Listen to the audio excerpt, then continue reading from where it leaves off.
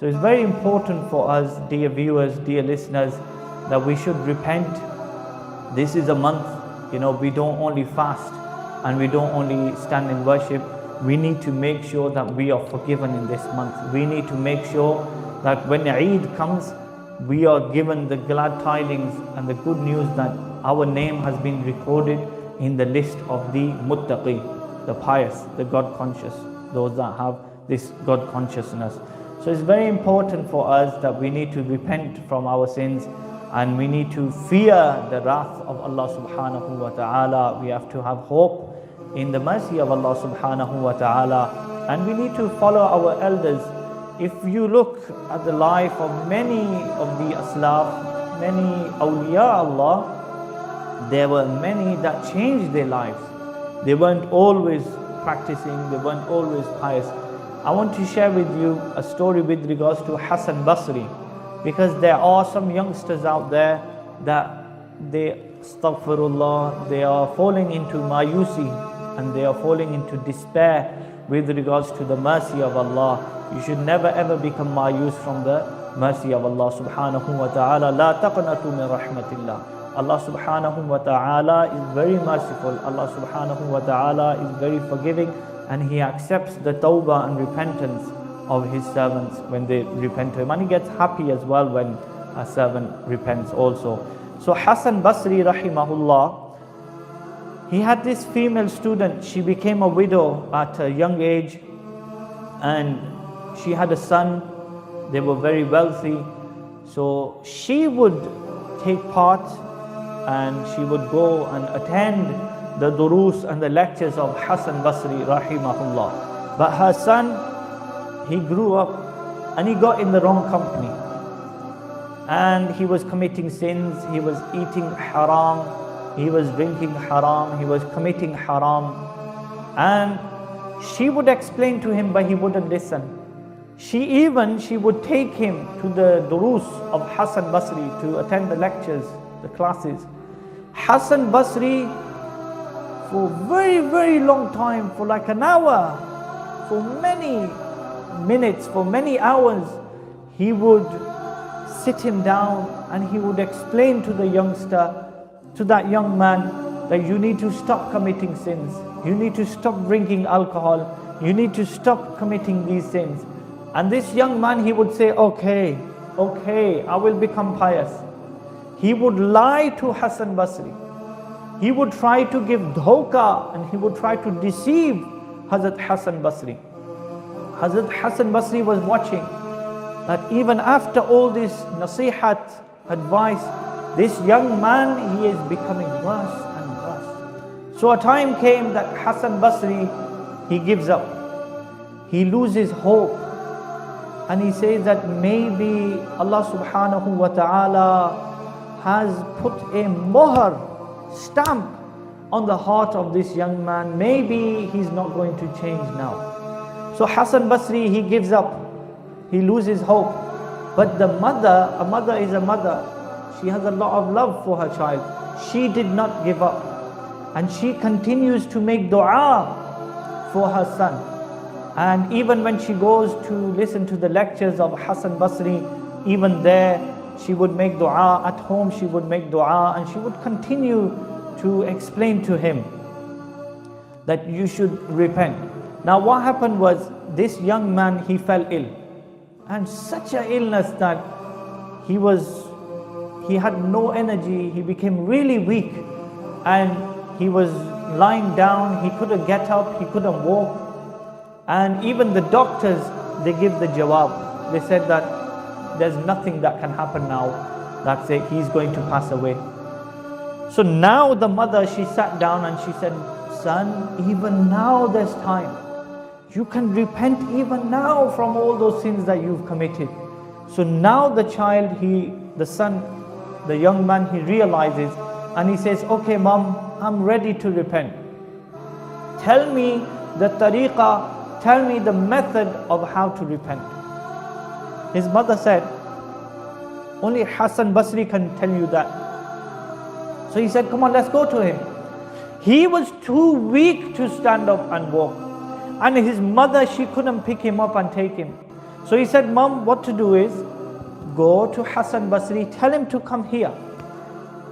And tell Hasan Basri that I want him to offer and lead and conduct my funeral prayer. She goes. Hasan Basri, he was busy at the time. He was studying. And when she says to him that, can you please come to my home? My son, he's calling you. He wants you to help him. He's in his final moments. Hasan Basri, he had given up on him. And he said that I've wasted my time on him. I don't want to waste more time on him. That's it. I've had enough of your son.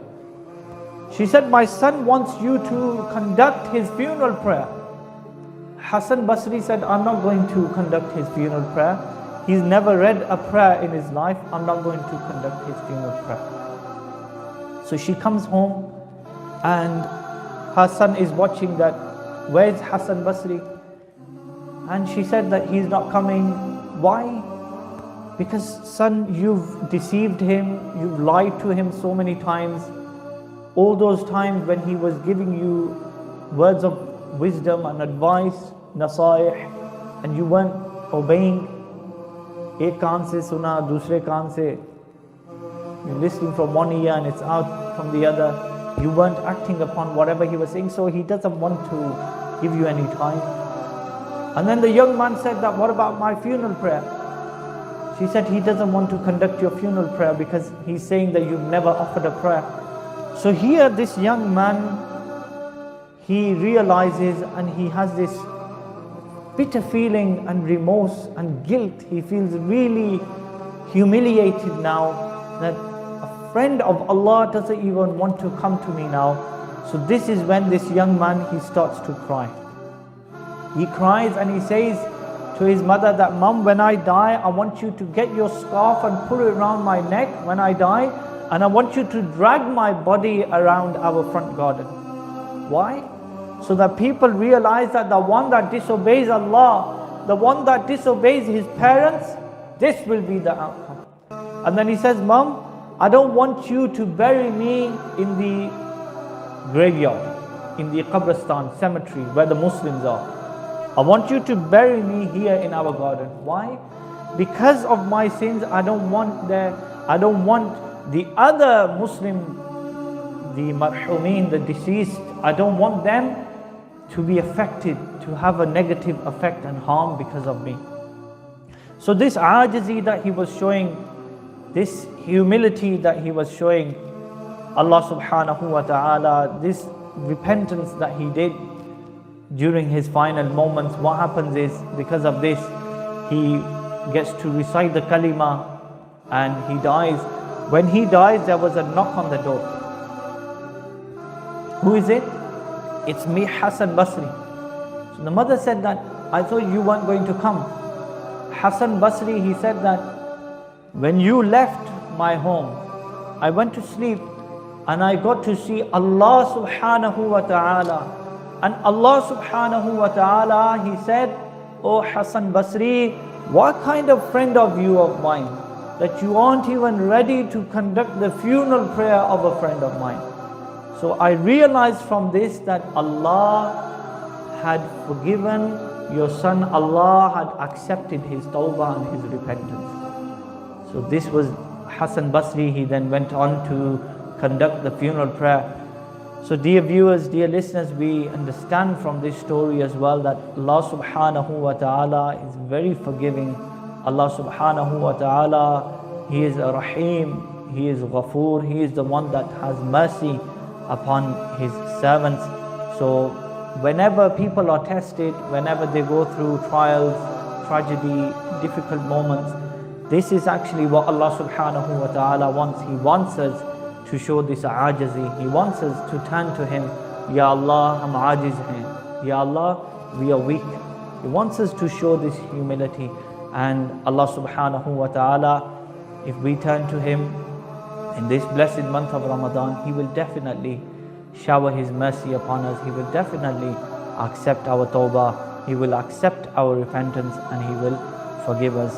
I make dua Allah subhanahu wa ta'ala, He give us the ability to take heed from this verse of the Quran, وَلَا يَحِيقُ الْمَكْرُ السَّيِّئُ إِلَّا بِأَهْلِ. Allah protect us from all sins. Allah subhanahu wa ta'ala give us the ability to perform all good deeds. Ameen ya Rabbal Alameen.